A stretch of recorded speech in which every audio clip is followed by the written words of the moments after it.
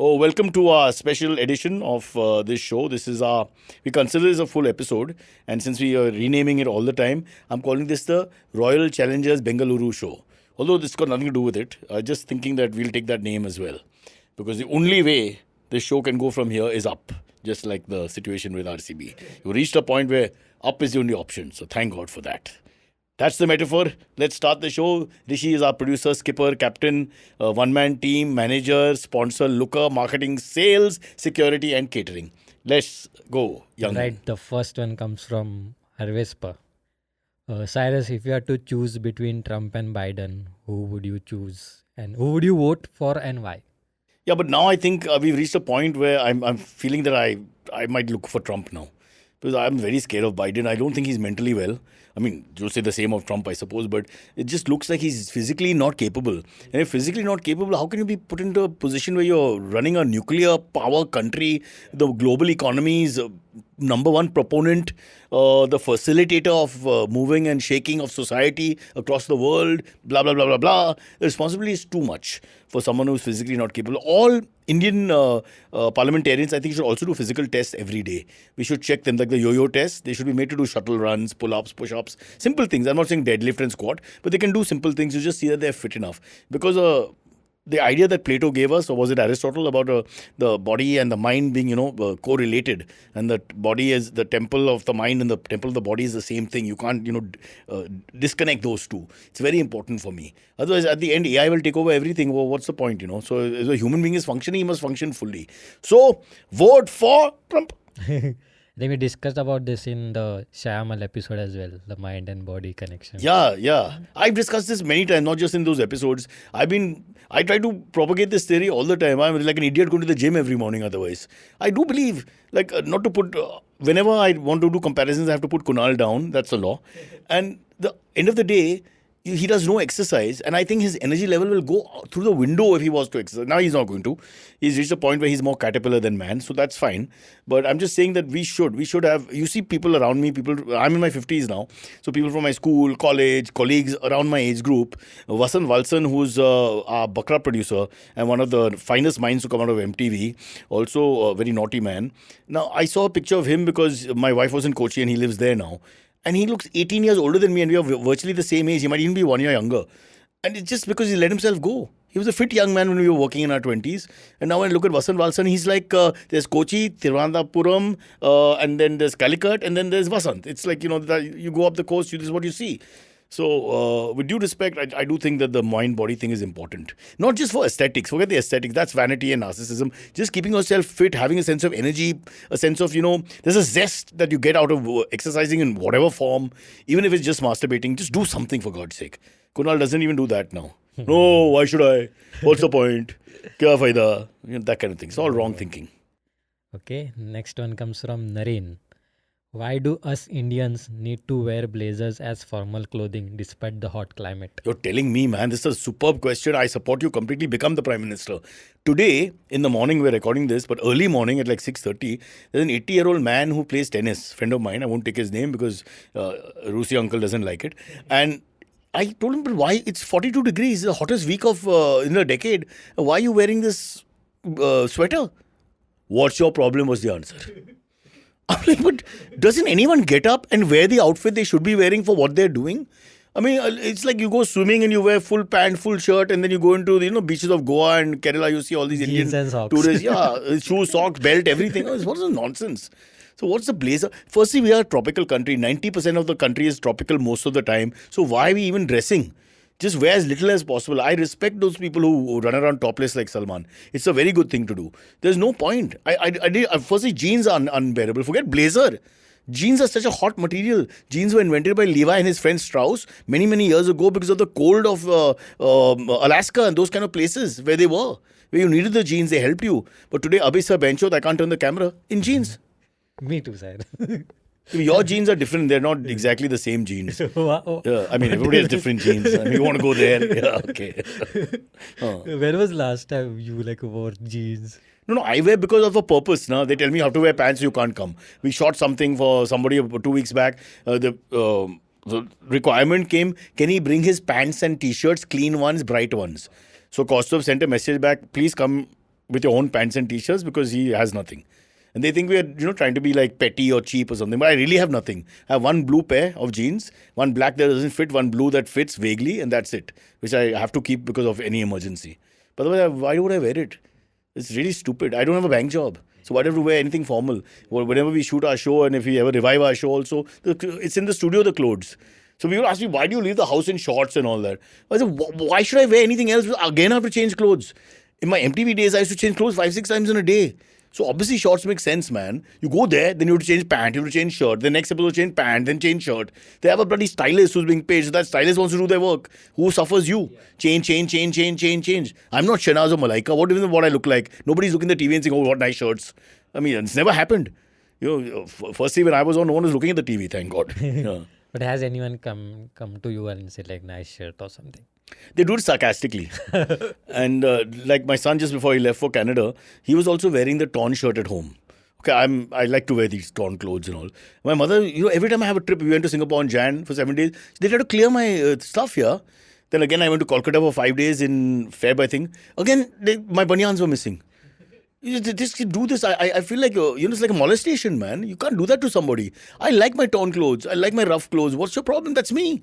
Leave me alone. I don't want to very fancy clothes. Is that a problem?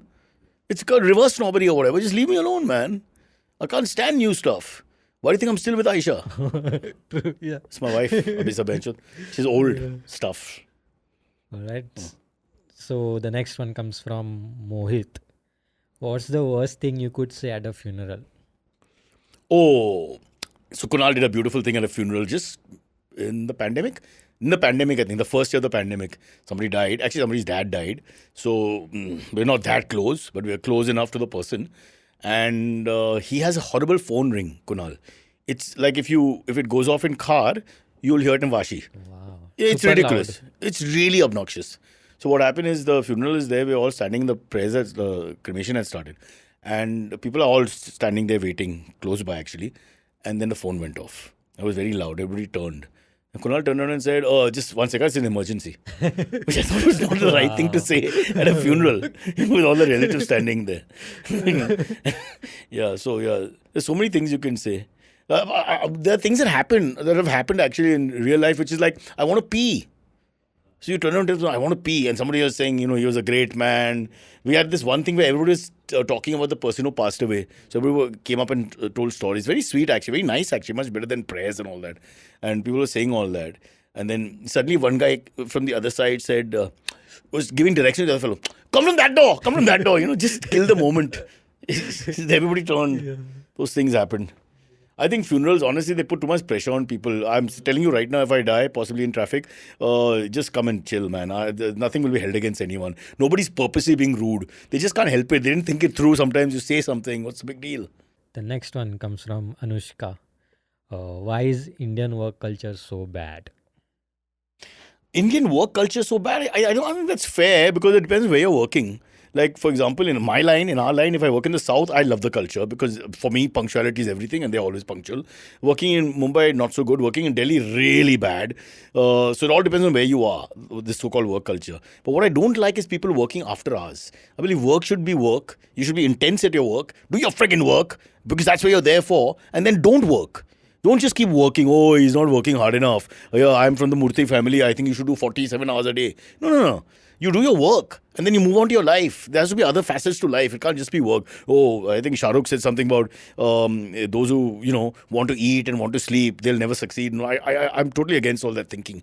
I think work, you should be super efficient like Genghis Khan. Go, conquer, next. That's it. Nothing more to it. This whole thing about, our nothingness concept in India, this karmic look into the sky and wait for the world to turn, this is rubbish. Get to the point, finish the damn thing. Why do we not start on time? Why is everything just waiting for the guests? For us, we talk about ourselves, waiting for guests, waiting for people to come, waiting for other people to turn up, waiting for Suresh to open the door. It would never happen in Japan or Germany. It would never happen in these cultures. Everybody would be on time and you'd work. 5 o'clock, go to the bar or do whatever the hell you want to. This is nonsense. You have to work 24 hours, 34 hours. They're talking about 24 hours. None of these guys come on time. They start working at 2 and then they're saying, why do you want to go? No, I'm going. You come on time. Yeah, if you don't come on time, I'll cut your finger. This one, so you can't even do this to me. Imagine doing this to me. I think you or someone else said that if you can't finish the work in 8 hours, there's no way you can do it Yeah. in even 10, Well, what 24 is this hours. correlation that if you can't finish in 8 hours, you need 2 more hours? Rubbish. You got this much time, you work in that much time. I had a friend whose husband does music.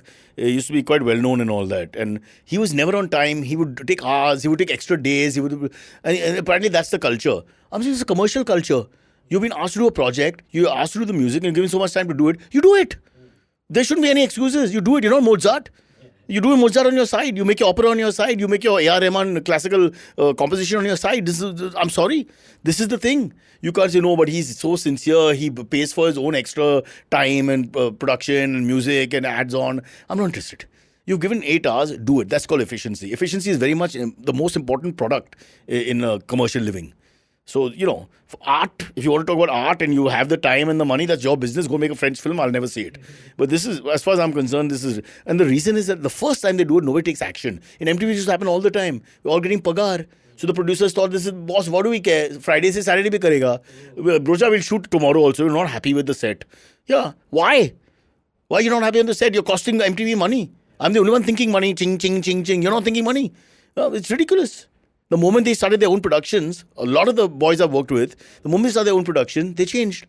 Now they're making you rush. Brocha, what time will you come to the set? You'll come now by 9, 100% now. We only have till 6, Baba. Now his heart is shaking because he put his kid to school. The fucking one shift is all he's got. The moment you have this government job, order, we'll come tomorrow. We did the show called Top 100, where all the VJs are involved in Juhu. And our producer, I won't take David's name, David said, I want the sunrise and the sunset. So the girls had to come by 4:30. Because girls apparently take 2 hours to do makeup. And it was 6:36 was the time given to us for the magic shot. Beginning and then around the same time in the evening, 12 hours later. I mean, there was other stuff to shoot, but, you had to wait. Girls like Maria, Shanaz, Malaika, all there at 6:36. 4:30. So that at 6:36 they're ready in makeup because all of us are together and there's one line each and they pan the camera on the beach of Juhu at 6:36 with light because the light is breaking. It's that magic light. So everything is being worked out superbly. He didn't like the shot. He'll do it again tomorrow. And I can't do it again today, no? He's got one take. Yeah. Do it again tomorrow. Hey, Malaika and all were like, what? Because they had reached, they need 2 hours for makeup. Girls are, how they are. So 2 hours for makeup, we're not doing again. That means Malaika or Shanaz living in Bandra and all Maria lived in Vashi, I think at that time. They need 1 hour to get to Juhu. 45 minutes to 1 hour to get to Juhu. So they've left at under 4 in the morning. It was ridiculous. They come there, they've done the makeup, they're ready. By 6:20, they're ready. So we're all practicing and all. The boys, of course, were ready. We're all ready. 6:36 was the shot. 6:36, something went wrong with the trolley or this and that. He's not happy. It's not my problem, bro. And all the fucking technicians are there from 3:30. Everyone is there because of you. Yeah. And you're saying, we'll do it tomorrow. Now, listen to me, Rishi. So we shoot the whole thing, the top 100, the full, lots of links, 25, 30 links. All the links we done in the day. And then we do the evening shot. That went well. Now you have to come back for one shot. It's a 30-second shot with 8 VJs, which are the cameras panning from a trolley. So, Chinnapas, Brocha, one line, welcome to this, Malaika, Maria, whatever. Everybody's there in that one pan shot of 30 seconds. For which, Abhisa Benchot, the DOP, you, the sound guy, and every bloody spot boy, light boy, guy holding the grape, everybody has to come at 3:30 and be ready for 6:36. For that 30-second thing. And no action is taken. I took 2 hours to recover.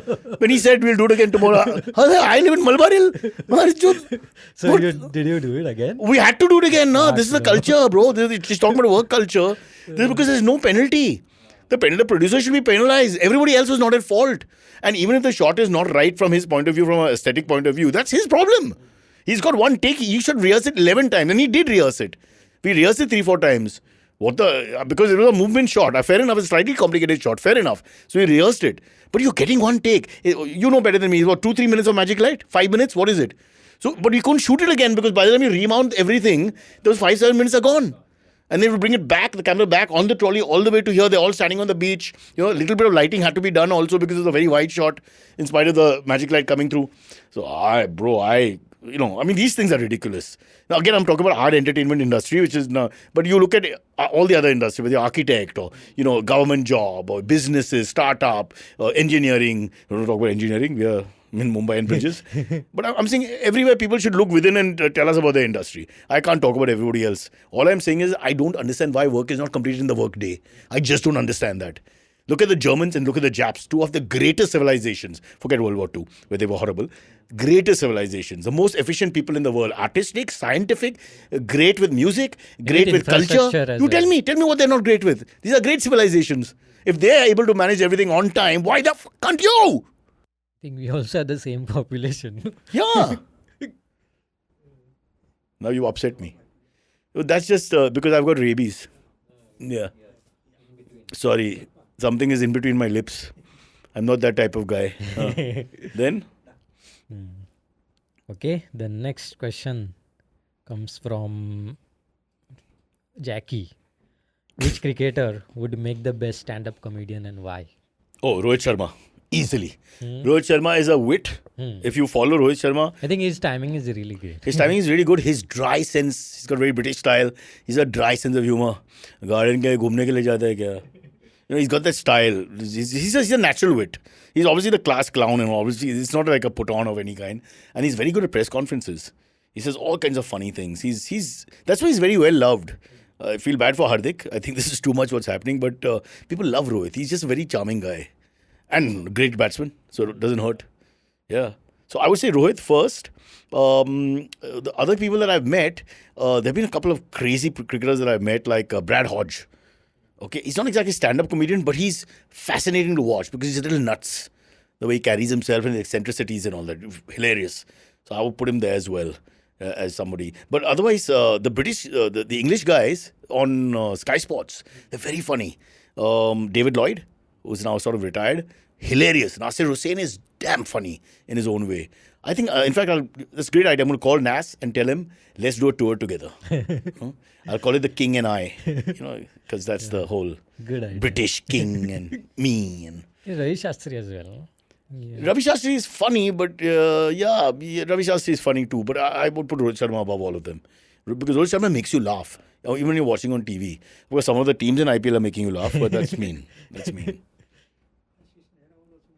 Ashish Nehra is funny. Srinath was funny. Srinath was very funny. Ashish Nehra is funny. Ashish Nehra is also a little bit like Rohit, that sardonic wit, with a more Delhi accent, so you have to pick up the Hindi fast. ऐसा हो गया बैठक? Yeah, One of those, like yeah. the joke. No, he's always quick with repartee. So is Srinath. Apna Javagal. Javagal was the funny guy in the team, apparently, back in the 90s and all. So there are plenty. We'll have to search for more. So Rohit Sharma is on top of the list. Rohit Sharma gets the first prize. But he's still not captain of Mumbai Indians. Huh? I'll check. Alright. Next question comes from Shankar. Which totally normal thing in your daily routine gives you an unexpected joy boost? Oh, urinating. Because sometimes after I finish urinating, I pee again. Like what happens is that when you were young, you just pee. Now you pee, then you take a break. You stand there and you pee a little more. Interval. Yeah, there's interval, and then you have a third, it's like an almost like a play in 4 acts. Act 1, Act 2, interval, Act 3, and the climax. And then you just check the movie's over. You have to check properly. Once it's over, you move out. Yeah. There's something about like holding pee for a long time and then actually peeing. That's different. That's when you're dying to pee, no? Yeah. But when you reach my age, you're not sure if you want to pee or not. Oh. See, Abhisar Benchot is laughing. He understands this better than me. I used to pee only once or twice happily. They put me on Delhi flights in the 1990s, and I would that means I'd leave the house at 4, find the black and yellow cab, reach the thing at 5:15, get on the 6 o'clock. It was enough. 5:50 was enough to get on the 6 o'clock with your handbag or no bag, and go straight to Delhi, shoot in Noida, eat nothing, and they put me on 10:30 flight back. And I remember peeing once or twice, not more, in the whole day. When you're young, you're unbelievable, yaar. The days of our youth are the days of our glory. As I told Gauri, a friend of mine. Okay, next question comes from Jia. How do you stop being jealous or insecure of others? I'm only jealous of people's ability to churn money without working. That upsets me a lot. Somebody makes a startup and then turns it around in 1 year, and at 26 he's playing golf. So then I hate him. I really hate him. I feel that's unfair. And then we are still looking for sponsors. We are still looking to put our TV show back. I'm still looking what event I have to do. I'm still looking for pants because we have to go and do this. Or someone will tell me you have to do that and whatever. I mean, something like that, I do get jealous of success. I hate that. Especially young people's success. I don't mind old people's success. You tell me that Abhisa Bencho suddenly inherited 400 crore empire. I'll be like, great for him. He looks like he struggled for many years. But you tell me about this 22-year-old who did a startup and then flipped it in 2 years and now he's a billionaire, but his dad was earning 5,000 a month. And I hate him and his dad. And I can't think nice things about him. I just want him to fall on the street and get run over 3 times by the same car, which is difficult because you have to go up and down. Like, I mean, who does that? It's beyond murder. Next question comes from Piyush. If aliens visited Earth and asked to take back one human to study our ways, who would you nominate from your group? Oh, there's so much. I mean, come on, guys. KRK, Arnab Goswami, Mr. Kejriwal, Rahul Gandhi, myself, Kunal Vijayakar. I mean, there's no end to it. Joe Biden. I mean, come on. Kim Kardashian. Why is she famous? Okay, she's got a nice behind, but come on, that can't be the reason, yeah. This is ridiculous. Rakhi Sawant. Somebody told me Rakhi Sawant was a good actress in the beginning. So we had a big argument. She said, ye serial mein kaam ki, ye serial mein kaam ki. I said, okay, but now what we are watching is it's also acting, but it's another level. It's just changed the performing arts for me as a human being. And sometimes I feel that they've done this setting with the paparazzi, where it's like they've rehearsed it. This is now take 2 we are watching. Yeah. Aap log. I mean, come on, yeah. Really. What if like they're rehearsing it at their home? Like, okay, this is how it could be with green screen and all. Sometimes you can't see properly also. Very often it's coming out of a car, for example. The car is outside the house. You don't know anything. Just open the car door. Shall take 3 karta? Yeah, acha nahi tha. And back again. Both sides se aate. Yeah, both sides se aate. Light better hai udhar. All this nonsense. Yeah.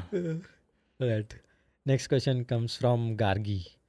What's something about your profession that you would want to warn people about before they started? Okay, a lot of people who in our profession who want to talk and not do anything. Okay, it's like people in the gym who like to talk and not actually lift weights. So they'll come there and say, I had a bad weekend, yaar. Then they put gloves on. And the same thing with our profession. They'll come and they'll chat and chat and chat. Nobody likes to start. And I don't know why we don't have this start gene in India. Start! Do something. Why do you have to keep talking? But Brocha, don't be in a hurry, na. Let's talk about it. Talk about what? We're not building bridges. Nobody in Maharashtra knows how to do that. What are you talking about? We are not in aeronautical science or nuclear physicists of any kind. What are we doing? We're doing silly, funny stuff. So just get on with it. No, man, let's discuss it. Yeah, I'm not clear. It'll look the same. Let's work. Let's get on. So I think we just waste too much time pontificating because a lot of people start believing the myth that in the job they have got very elevated status and they're very elevated industry. What industry? The movies are 80% rubbish. The TV shows are mostly crap. A lot of it is just overrun. The internet is, as you know, 99% rubbish, including what we do. So let's at least get on with the rubbish, is what I'm saying. Don't start thinking about your rubbish as some great Greek play that is going to change society all the time. I think those people drive me nuts, really. I got very scared. Now they don't have sheets anymore. Now it's all on digital. But when I was younger, we had new producers coming in with lots of enthu who would have sheets.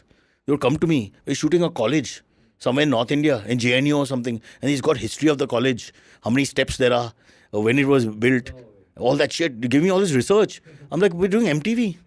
You think, the kids like me are watching this show with no attention span and you want to discuss, bahut saal pehle 1955 ki baat hai, when itihasik event hua. And excuse me, uncle, they're just fucking young girls and young guys who want to discuss silly things like how do you pick up chicks, what's a good line to give, how to get an intro. That's what we're doing.